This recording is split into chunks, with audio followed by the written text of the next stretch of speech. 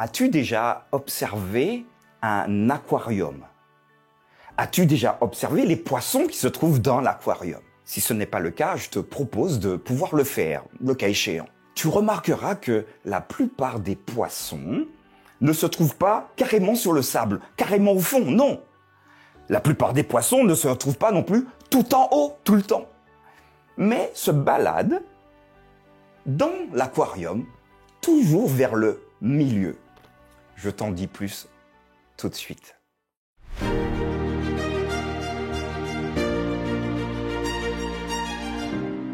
La pensée du jour se trouve dans Matthieu chapitre 6, verset 6. Mais quand tu pries, entre dans ta chambre, ferme ta porte et prie ton Père qui est là dans le lieu secret. Et ton Père qui voit dans le lieu secret te le rendra.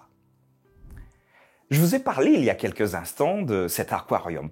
Visualisez avec moi un aquarium, ok, des poissons qui se baladent et parfois les poissons montent et descendent. À quel moment, d'après vous, le poisson ira vers la surface? Certains poissons vont monter pour respirer.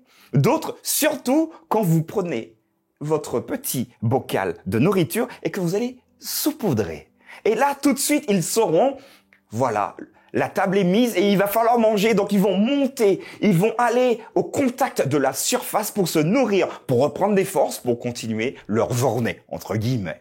Vous et moi, nous avons le même principe. Si vous voulez avoir des forces pour continuer la journée, il va falloir monter. Monter, ici, je parle d'une intimité avec ce qui est au-dessus de nous. Et vous comprenez bien que celui qui se trouve au-dessus de nous, c'est Dieu lui-même. Dans ce texte, Matthieu 6, verset 6, quand tu pries, quand tu rentres en intimité, prier, c'est avoir vraiment une intimité. Entre dans ta chambre. Là encore, deuxième élément, la chambre, c'est là où l'intimité se passe. Ferme la porte, reste dans le secret, et là tu pourras parler.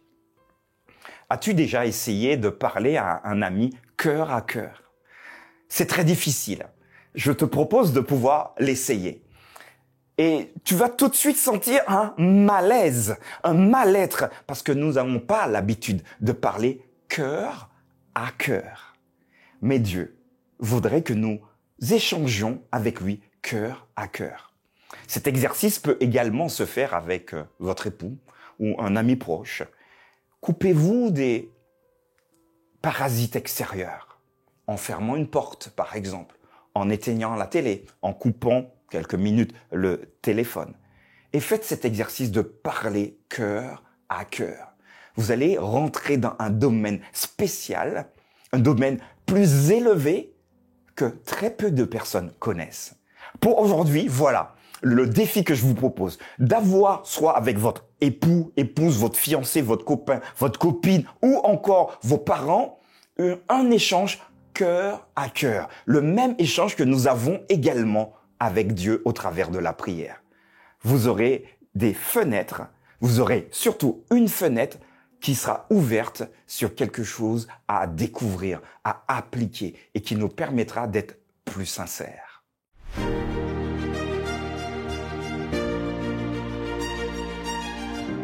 Voilà, je vous ai proposé comme ce poisson de vous connecter à ce qui est au-dessus et finalement de tester ce cœur à cœur avec quelqu'un de votre famille, quelqu'un de très proche de vous. Alors ne le faites pas avec n'importe qui surtout, hein, ça marche. Portez-vous bien, je vous donne rendez-vous demain pour une nouvelle pensée du jour.